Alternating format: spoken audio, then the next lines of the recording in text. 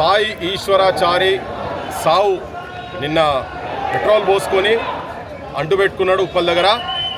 ఈ సావుకు కాంగ్రెస్, రాహుల్ గాంధీ, ముఖ్యమంత్రి రేవంత్ రెడ్డి బరాబర్ వాళ్ళే బాధ్యులు.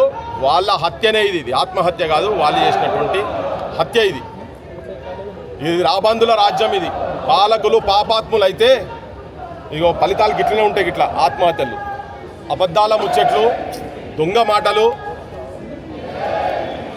మేనిఫెస్టోలలో పెట్టి 42% రిజర్వేషన్స్ కల్పిస్తామని చెప్పి రాజకీయంలో ఉద్యోగాలల్లో విద్యల ఇస్తామని చెప్పి నమ్మబలికి ఓడ దాటేదాకా ఓడమల్లన్న, ఓడ దాటినాక బోడమల్లన్న అన్న లెక్క వీళ్ళు అధికారంలోకి రాగానే ఉట్టిగా జీవోలు, పనికిరాని జీవోలు మూతి దూడ్చుకొని అవతల పడేసే జీవోలు తీసుకొచ్చి కోట్లలో ఆగిపోయే జీవోలు తీసుకొస్తే ఇక మానసికంగా ఇబ్బంది పడి, ఎందుకంటేనేమో ఇటువంటి ఏదైనా సమస్యలు ఉంటే తుపాకులు పట్టుకొని అన్నలకు పోయేది.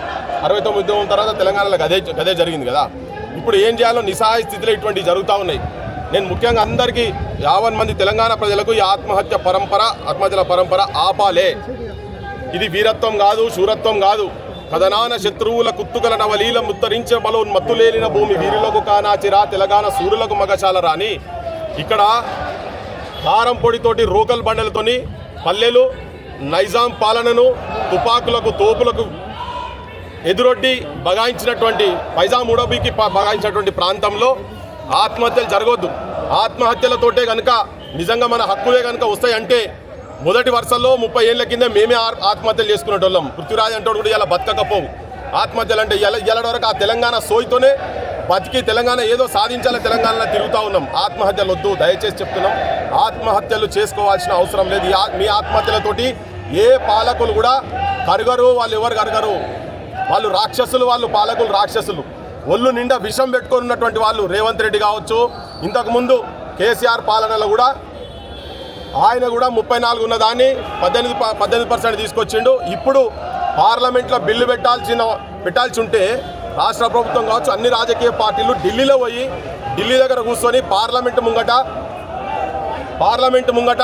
తర్వాత నరేంద్ర మోడీ ఇంటి ముంగట పోయి గడబడి చేయాల్సింది పోయి. నేను ఈ మధ్యలో కూడా చెప్పిన, మీరు ఇక్కడ కాదు, మీ క్షేత్రం మొత్తము మీరు పోయి ఢిల్లీలో కొట్లాడాలని. కనీసము వీళ్ళు పోయి ఢిల్లీలో అందరు కలిసి అన్ని రాజకీయ పార్టీలు కలిసిపోయి ఢిల్లీలో కూర్చొని ఒత్తిడి తీసుకొచ్చేటువంటి అఖిల పక్షాన్ని కూడా ఇప్పటిదాకా తీసుకోపోలేదు.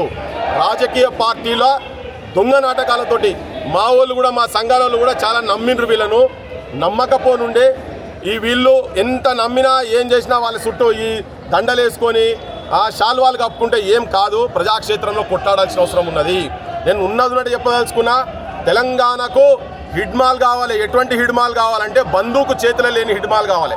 అంటే అంత త్యాగ బుద్ధి ఉన్నటువంటి హిడ్మాల్ అయితేనే మన హక్కులు ఈడ సాధించుకోగలుగుతాం. ఓటు అనే అద్భుతమైన ఆయుధం మన చేతులలో ఉన్నది. ఆ ఆయుధాన్ని ప్రాపర్గా ఉపయోగించాలి. ఆయుధాన్ని తాగుడుకు అమ్ముకొని, పైసలకు అమ్ముకొని మన జీవితాలను, బతుకులను నాశనం చేసుకోవద్దు.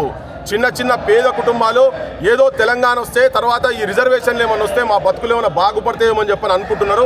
చాలామంది నిరుద్యోగ యువకులు కూడా ఈ ఆత్మహత్యల సైడ్ పోతూ ఉన్నారు. ఇంతకుముందు కూడా ఇది వీరత్వం కాదు, శూరత్వం కాదు. మళ్ళీ చెప్తున్నా, శ్రీకాంతాచారి ఇంతకుముందు ఉండే, ఇప్పుడు ఈశ్వరాచారి మళ్ళీ బీసీల ఉద్యమం గురించి, తెలంగాణ గురించి ఆయన అయితే బీసీల గురించి నేను అని చెప్పిండట. అటువంటిది కాదు, అది తప్పు. దీన్ని గ్లోరిఫై చేయాల్సిన అవసరం లేదు. Telangana needs soldiers, not martyrs. తెలంగాణకు అమరులు కాదు, సైనికులు కావాలి. సైనికులు, ఐడియాలజికల్ మిలిటెన్స్ ఉన్నటువంటి సైనికులు కావాలి. జనం లోపల పడదాం, జనాన్ని కన్విన్స్ చేద్దాం, ఓటు చైతన్యం తీసుకొద్దాం. మన రాజ్యం పేదోని రాజ్యం రావాలంటే ఐడియాలజికల్ మిలిటెన్సీ కావాలి తెలంగాణలో. సో మొత్తం యువకులకు చెప్పదలుచుకున్న, ఓటు హక్కు అనేది ప్రాపర్గా వినియోగించుకోదలుచుకుంటే ఇది ఒక మంచి లైన్లోకి పోతాము. లేకపోతే ఇటువంటి సావులుగా కంటిన్యూ అవుతాయి. కానీ మళ్ళీ చెప్తున్నా, ఆత్మహత్యల సైడ్ పోవద్దు. యువతరానికి 50 మంది తెలంగాణలో ఉన్నటువంటి అన్ని కులాలకు చెప్తున్నా, ముఖ్యంగా బీసీలు చితికిపోయారు. వాళ్ళు మొత్తం backbone of the nation, most brilliant and creative communities of this nation have become begging communities of this nation. అడక్క తినే స్థాయికి పోయినరు బీసీలు.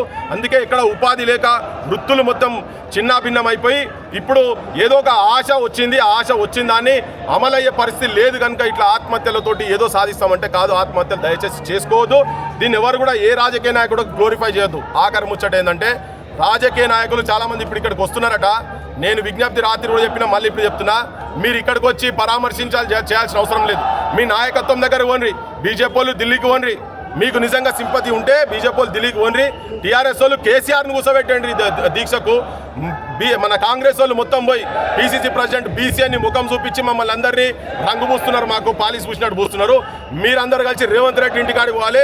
రేవంత్ రెడ్డి అందరూ కలిసి రాహుల్ గాంధీ దగ్గర పోతేనేది సమస్య పరిష్కారం అవుతుంది. లేకపోతే ఈ అబద్ధాలతోటి ఈ ఆత్మహత్యల పరంపర తెలంగాణలో కంటిన్యూ అయ్యే ప్రమాదం ఉంది కనుక వెంటనే యాక్షన్ తీసుకోవాల్సిన అవసరం ఉంది.